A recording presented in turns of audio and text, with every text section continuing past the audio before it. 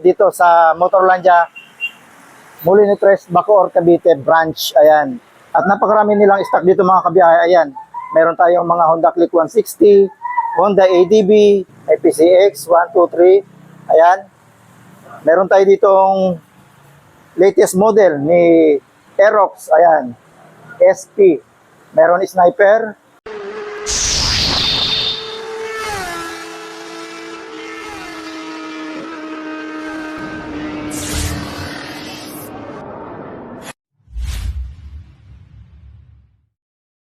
Good morning mga kabiyahe.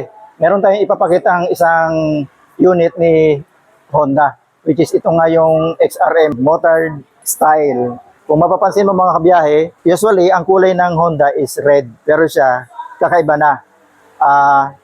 Kulay blue na may combination na black. Ayan. So kakaiba sa paningin natin, kaya ito ang napili natin na i-review sa ngayon. So ikutan natin mga kabiyahe. Tara, let's go. So ayan mga kabiyahe, ito yung kanyang harapan. Kung mapapansin niyo, yung clearance ng tapalodo niya o yung fender niya ay mataas. Kasi ito mga kabiyahe, pwede natin gamitin ito pang bundok o pang rough road. Ayan. Dahil ito ay dual sports bike. Ang headlight niya mga kabiyahe, kung mapapansin niyo, naka halogen bulb pa tayo dyan. At yung kanyang turn signal, naka bulb type pa tayo dyan.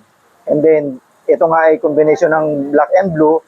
Ang ginamit niya ditong cowling head ay black, and then dito naman sa kanyang fender o tapalodo ay kulay blue.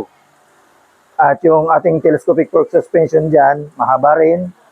At naka disc brake rotor tayo dito. At single piston caliper ang ginamit, pero malaki siya mga kabiyahe, at ang tatak niyan ay Nissin. Sukat ng gulong natin dito mga kabiyahe, 2.50 by 17. Ayan. At naka-spoke tayo dito mga kabiyahe. So it means hindi pa ito naka-tubeless.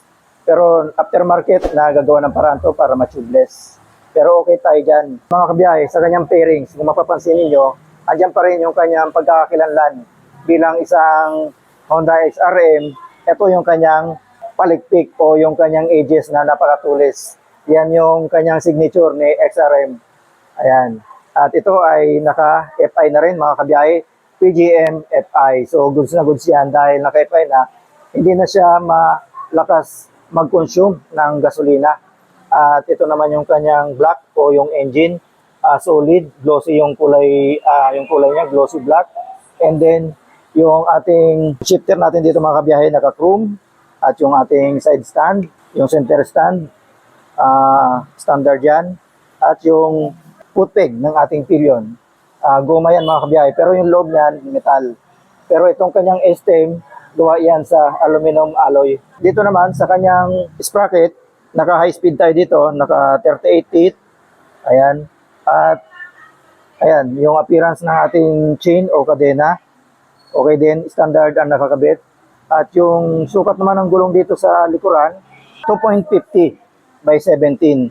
So pareha sila mga kabiyahe ng sukat, pero aftermarket pwede natin itong lakihan kung prepared nyo yung mas malaki dito sa likuran, kasi mas maangas naman talaga tingnan yung mas mataba o mas malaki dito sa likuran kesa doon sa unahan. Ayan. At dito sa likuran mga kabiyahe, yung suspension natin dito, naka-dual suspension tayo dito, shock absorber. At magandang bounce niyan. Makita nyo ang spring niya mga kabiyahe, malalayo. So maka-experience tayo dyan na magandang bounce.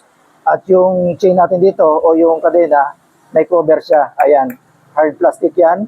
At makunat yan mga kabiyahe. Kahit sipa-sipahin mo yan, hindi yan mapuputol o magka-crack. Ito naman yung appearance ng kanyang swing arm.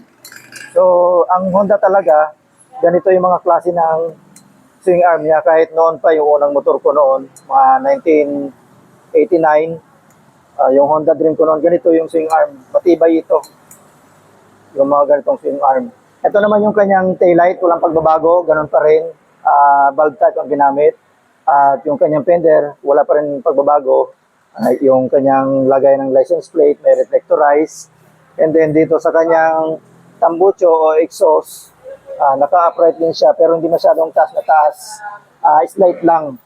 At may heat guard tayo ditong metal at may kulay na black. Naka-matte finish tayo dito. kickstarter. So goods na goods dahil kahit wala tayong battery o mahina ang battery natin, mapapaandar natin itong unit dahil dito sa kickstarter natin. At ito naman yung appearance ng kanyang foot brake. Malapad yung tapakan at premium din yung o standard yung ginamit sa kanyang metal. Ayan, mataba rin yan, 3/4. So pagdating naman dito mga kabiyahe sa kanyang instrument panel, naka fully digital na tayo dyan. Hindi lang natin may pakita yung animation dahil hindi nakakabit yung battery nito. Ito naman yung kanyang physical key na traditional na physical key ng Honda dahil dati pa ganito na yung key susi ko noon sa unang-una kong motor na yung Honda Dream nga. So, ganun pa rin siya, mga kabiyahe, walang pagbabago. Yung ignition switch natin, andito sa tuktok. Ayan. At may logo doon ng Honda. And then, yung handlebar natin dito, at dito naman sa kanan, makikita natin switch ay yung electric starter lang. Ayan. Starting system nito, mga kabiyahe, dalawa. Isang electric at saka yung kick starter natin. Yung throttle natin, yung preno sa unahan, at mayroon din tayong bar end dito mga kabiyahe. Ayan. So dito sa kaliwa, ito naman yung makita natin dito mga switches, yung high and low beam ng ating headlight, yung signal light, tsaka yung busina. So yun yung mga switches mga kabiyahe na makikita natin dito. Ito naman mga kabiyahe, yung under seat box compartment niya. Ayan. Dito nakapwesto yung battery, ayan, yung mga fuse. Ito yung battery, hindi lang naka-activate. Pero malalim yung kanyang yung kanyang storage box o yung compartment niya. Kasi dito yung 1.5 o 2 liters patayo. Kasi yan. Pero yung helmet, kahit anong klaseng helmet, hindi kasya. Andito yung mga iba pa niyang spare parts nito, gaya ng mga side mirror. Ayan, andito. Kompleto yan. At ito naman yung kanyang tangke. Ayan. O, walang laman. Yung grab bar, hawakan ng ating pillion. Ayan. Gawa yan sa aluminum alloy. At ito naman, yung appearance ng kanyang ayan, ito yung appearance ng upholstery nitong unit na ito. Wala kang makita ditong tahi. Buong buo yan. Maliban lang dito. Pero ang tahi niya single. At yung ginamit na leather sa kanya ay may pagka-rubberize. Kapit na kapit siya. At saka medyo slim lang siya mga kabiyahe. Pakita ko lang mga kabiyahe yung preno sa likuran nitong unit na ito dahil nakalimutan natin. Ito yung ginagamit niya. Naka-mechanical drum brake tayo dyan. Ayan. Pero yung sa unahan, naka-disc brake rotor tayo dyan. At sabi ko nga kanina, Nissan fat caliper ang ginagamit dyan. Kaya naman okay na okay ang kagat niyan. Ito naman mga kabiyahe, position natin dito kapag dinadrive natin itong unit na ito. Ang height natin 5'6", gawin nyo kong reference. Naka-flat footed tayo dyan, pero yung sapatos natin medyo makapalang swelas eh. Pero kunti lang naman. Kaya kaya ito mga kabiyahe, kahit mga 5'1 ka, kaya ito. At yung kanyang bounce, kung mapapansin nyo mga kabiyahe, dahil ito ay pang off-road, talaga naman yung bounce niya, talagang malalim yung bounce. Kaya pwede natin itong patalonin dyan sa mga gutter-gutter. So, pero hindi yan rin-recommenda. Sa sa bundok lang natin gamitin yun kung magpapatalon-talon tayo.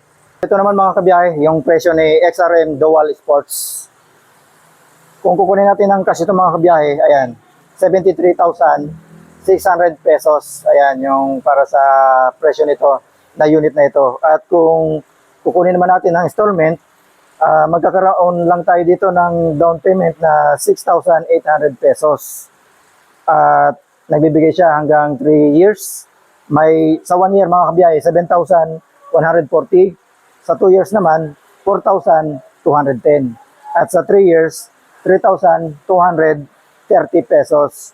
At kung on time kayo mga kabiyahe o updated kayo magbayad sa inyong monthly payment dito, is magkakaroon tayo ng rebate dito na 200 pesos. So, malaki ang makukuha nating rebate pagka yung on time tayo magbayad o updated tayo mga kabiyahe. Hindi tayo mahuhuli sa pagbabayad.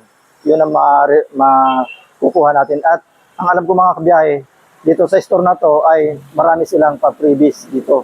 Kaya naman marami talagang kumukuha dito sa Motorlandia. So, bago tayo magtapos mga kabiyahe, ako po muna ay magpapasalamat sa inyong lahat na mga pumapasok sa ating YouTube channel, TikTok at saka sa ating Facebook page. Puro po biyahe ni Frank po yan. Shoutout po sa inyong lahat. Hanggang sa muli, kita-kits muli tayo, biyahe ni Frank. God bless.